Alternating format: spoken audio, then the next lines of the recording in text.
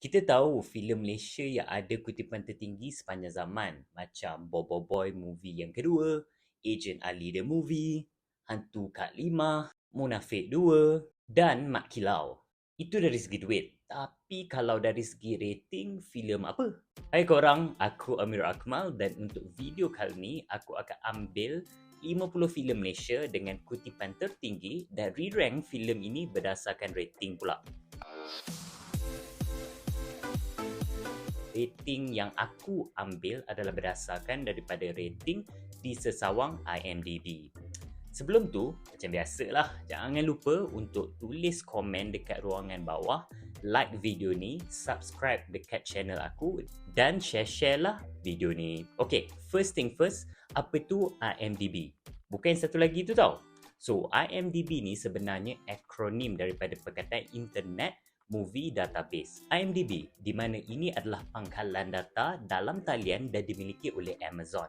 Dalam tu ada data berkaitan filem, rancangan televisyen, permainan video dan kandungan penstreaman. Sebenarnya banyak je platform lain yang lebih kurang macam ni. Selain daripada IMDb, kita ada Rotten Tomato, Letterboxd, to name a few. So, kenapa aku nak buat rank ni? Aku tak sure lah korang, tapi whenever aku nak tengok filem apa-apa, before that, kalau boleh, aku akan prep diri aku. Contohnya tengok trailer ke, dan satu lagi, tengok rating sebab nak tengok filem ni best ke tak. Biasanya orang punya assumption bila rating tu teruk, kebiasaannya filem ni memang tak best lah. At least boleh manage expectation bila tengok filem tersebut. Dan kenapa aku pilih IMDb? Sebab macam aku cakap tadi, banyak je platform lain juga kan. So simple je, aku pilih IMDb sebab almost semua filem yang terkenal ada rating dalam IMDb. Meaning senanglah aku untuk buat aku punya ranking ni kalau aku pakai IMDb. Okay, so aku dah settle pasal mukadimah. Jadi kita terus ke kedudukan berdasarkan rating. Macam aku cakap, aku pilih berdasarkan 50 filem Malaysia dengan kutipan tertinggi kan. So 50 tu banyak filem Sebab tu aku just akan glance through bottom 49 dan aku akan tunjuk satu-satu bagi top 11. But why top 11 bukan top 10? Nanti korang akan tahu lah kenapa. So, ini adalah bottom 49 untuk filem berdasarkan rating di IMDb. Jadi, untuk filem nombor 11, filemnya adalah Ah Beng the Movie, Three Wishes dengan rating 6.9. Nombor 10 berkongsi rating iaitu 6.9 juga, filem Bobo Boy Movie 2. So, faham kan kenapa top 11? Sebab nombor 11 dan nombor 10 sama rating. Tu je. Next, kita naik 0.1 ke rating 7.0. Filem nombor 9 adalah Police Evo 2. Sama rating dengan Police Evo 2 iaitu 7.0, filem terbaharu dalam Disney, filem Abang Long Fadil 3. Di tangga ketujuh dengan rating 7.1, filem Lee Chong Wei, Rise of the Legend. Filem seterusnya adalah filem The Kid from the Big Apple dengan rating 7.2. Dengan rating 7.3, filem kelima adalah filem The Journey. Filem animasi kedua dalam Disney. Di tempat keempat, filem Upin dan Ipin, Keris Siamang Tunggal. Okey, ini top 3 Nombor 3, filem paling lama iaitu pada tahun 2001, filem dengan rating 7.4, filem Lagi-Lagi Senario. Filem di tangga kedua adalah filem Ola Bola dengan rating 7.6. Dengan rating 8.2 iaitu 0.6 lebih tinggi daripada filem Ola Bola, filem di tempat pertama adalah filem Agent Ali the Movie. Dari segi purata 50 filem ni, purata rating keseluruhannya sebenarnya ialah 6.0. Maksudnya kalau sesebuah filem Malaysia tu rating IMDb dia lebih kurang 60, kita boleh kata above average lah. Okey macam tu. Dan speaking of purata, mari kita tengok dari segi trend rating setiap tahun. Untuk purata rating 6.0 ke atas, ada 8 tahun saja yang puratanya lebih 6.0 iaitu dari 2001 sehingga 2022. Tapi ada certain tahun ni hanya satu filem je mewakili sepanjang tahun tersebut. So nampak macam kurang solid lah kalau satu filem je kan. So aku tapis and include hanya tahun yang ada lebih satu filem dalam tahun tersebut.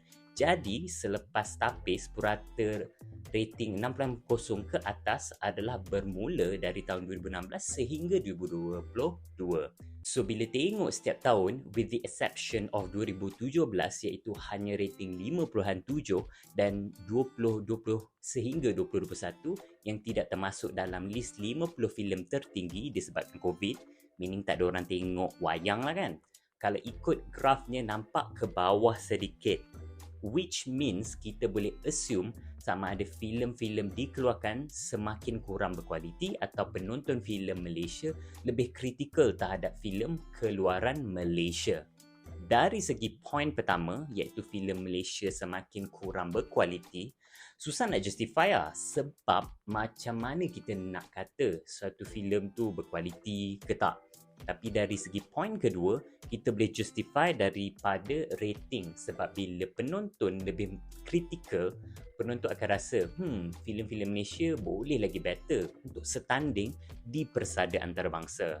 Thus, that's why diorang bagi rating biasa-biasa saja lah. Okay, itu dari segi tahun lah kan. Dari segi genre macam mana pula? So, untuk top 3 genre adalah filem bergenre kekeluargaan dengan rating 7.3, animasi dengan rating 7.1 dan drama dengan rating 6.5. Filem apa yang boleh diadaptasi dalam animasi yang ada unsur kekeluargaan dan a bit of drama? Jap, tapi sebelum tu ada satu lagi genre yang mendapat purata IMDb lebih tinggi iaitu rating 7.6.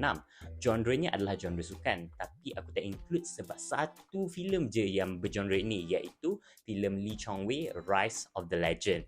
But if saja-saja nak include lah kan, filem animasi, kekeluargaan, drama dan berkaitan sukan. Apa yang aku boleh fikir? Anak-anak sidik kan? Tapi the movie punya version. So apa lagi aku nak sentuh adalah 3 genre ini iaitu aksi dengan rating 6.0 dan 2 lagi di bawah average iaitu komedi dengan rating 5.8 dan seram dengan rating 5.6. Kenapa aku nak cakap pasal 3 genre ni? Sebabnya banyak filem-filem yang dirilis dan jualan tertinggi kebanyakannya bergenre ini. Tapi based on IMDb punya rating, filem-filem Malaysia bergenre sama ada aksi, komedi dan seram masih tidak sampai standard yang di-expect. So, for those yang nak buat filem bergenre ni, mungkin boleh lebih kritikal dalam kualiti filem-filem bergenre tersebut. Bila cakap pasal filem Malaysia, aku start fikir ada perbezaan ke dari segi purata rating? First, kalau filem tersebut hanya berbahasa Malaysia.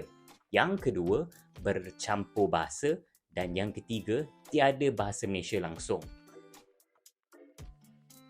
So, kalau tengok bila kita tapis filem yang hanya berbahasa Malaysia, kita dapat 35 filem dengan purata rating 5.9. Okay, tu below average. Dan let's find out kalau bercampur bahasa dan tiada bahasa Malaysia langsung. Jadi, bagi bercampur bahasa, ada 11 filem juga dengan purata rating 5.9 dan 3 filem berpurata 7.1 bagi filem yang tiada bahasa Malaysia langsung. Okay, dan apa yang aku boleh deduce here? So clearly, there's a big gap in terms of quantity filem between filem yang hanya berbahasa Malaysia sahaja dan sebaliknya. Hanya 3 filem yang tidak berbahasa Malaysia berjaya masuk top 50. Maksudnya penonton yang meminati filem Malaysia masih prefer filem yang ada bahasa Malaysia, even though sedikit daripada tiada langsung. But kualitinya masih belum up to par, at least based on IMDb rating. Of course, aku aware yang bahasa tak menggambarkan apa-apa pasal kualiti sesebuah filem tersebut.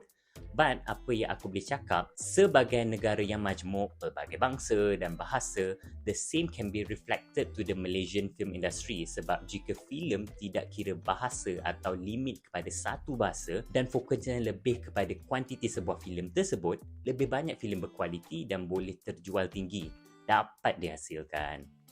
Last but not least, filem bersiri. Meaning filem ni ada prequel atau sequel selain daripada filem dalam list. Bukan jenis stand alone punya filem ah. Setelah tapis filem yang lebih daripada purata 6.0, ada 8 filem bersiri yang make the cut. Dalam 8 filem ni, 6 daripadanya menghasilkan filem sequel atau sambungan yang lebih baik dari segi purata rating filem siri sebelumnya. Hanya Siri Rock dan Munafik saja yang menghasilkan filem sambungan yang kurang berkualiti menurut rating IMDb daripada filem siri sebelumnya. Maksudnya, kalau sebuah filem tu dah ada good base dan if diorang continue improving the quality, penonton yang akan follow akan appreciate more sebenarnya, dan banyak filem bersiri Malaysia berjaya dari segi tu. Kesimpulannya, apa yang aku boleh cakap, lebih separuh daripada 50 filem Malaysia dengan kutipan tertinggi menghasilkan kualiti filem yang above average, at least based on IMDb rating. Tapi, cukupkah kita dengan average rating 6.0 tu? Bagi aku 6.0 tu macam grade C yang nak ke B lah, dan adakah kita patut berbangga dengan grade C tersebut? Dari segi trend tahunan pun, especially the recent years, kita masih lagi ditakut antara 6.0 sehingga 7.0. Aku rasa terutama dengan medium streaming yang banyak sekarang, penonton filem Malaysia lebih kritikal terhadap filem Malaysia sebab kita boleh tengok lebih banyak filem antarabangsa dan boleh start lah compare dengan lebih senang. But is it fair? Adakah ini adil untuk judge kualiti sesebuah filem, which bagi aku a form of art just by someone's rating online? Bagi aku, no. But not entirely. So, apa yang kita boleh buat sebagai penonton, take whatever rating ke, review ke as an opinion, just mendapat atau jangka ukur.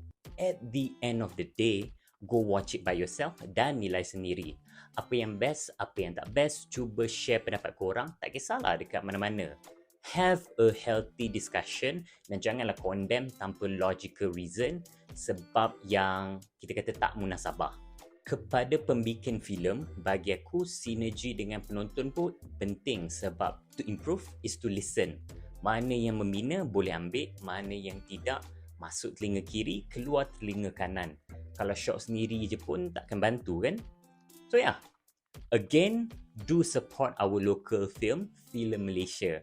Masih banyak ada flaw, tapi jika penonton support and memberi pendapat dan pembikin filem tu sendiri terus produce better and better quality of content, tak mustahil industri filem kita akan lebih baik. Dah macam syarahan pula kan aku. Okeylah, itu saja daripada aku untuk kali ni. Jangan lupa kalau korang berminat dengan konten macam ni, silalah tinggalkan komen banyak-banyak di ruangan bawah. Like video ni, subscribe dekat channel aku dan share-share. Till then, bye!